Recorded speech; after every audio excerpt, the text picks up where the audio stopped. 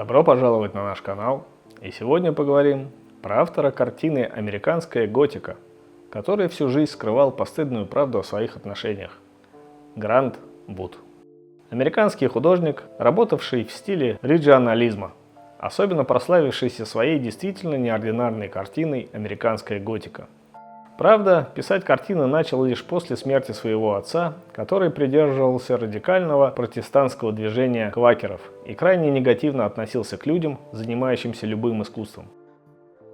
Поначалу работал в направлении модного в то время импрессионизма, но после путешествия в Европу и знакомства с картинами немецких и фламандских художников XIV века перешел к реализму, иногда даже подчеркнуто правдоподобному, в духе Эндрю Уайта или Гюстава Курбе.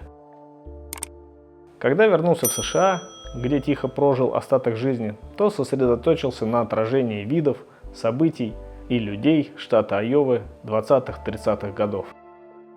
Он неожиданно для себя прославился своей американской готикой, хотя не слишком был рад этой популярности и вообще старался поменьше говорить о себе и о личной жизни. И для этого были очень весомые причины, особенно в то время. Вуд тщательно выстраивал вокруг себя образ не слишком образованного и совершенно неинтересного американского фермера.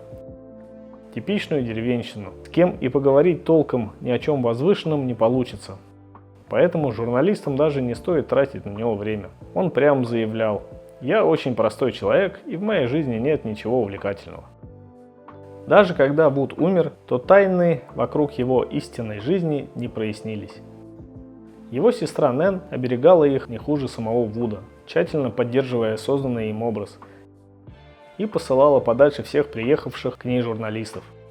Она искренне гордилась, что не позволила никому ничего узнать о своем брате, но все тайное все равно становится явным, и оказалось, что сам Вуд не слишком-то соответствовал своему придуманному образу. Он не был типичным фермером, не слишком любил маленькие унылые американские города, в которых, как говорили некоторые остряки, хорошо лишь повеситься, и искренне считал, что проявить себя можно только в мегаполисе. Да, и образование у Вуда имелось основательное. Он окончил школу дизайна и ремесел в Миннеаполисе, школу искусств в Чикаго и Парижскую академию Жулиана. В период с 1920 по 1929 годы 6 раз надолго уезжал в Европу, где изучал картины старых мастеров и французских импрессионистов. Так-то назвать Вуда простым деревенским парнем никак не получится. Возможно, все эти секреты и выстраивание правильного образа были нужны для того, чтобы скрыть его настоящую ориентацию. Он был геем, а в то время даже в Америке это считалось откровенно предосудительным.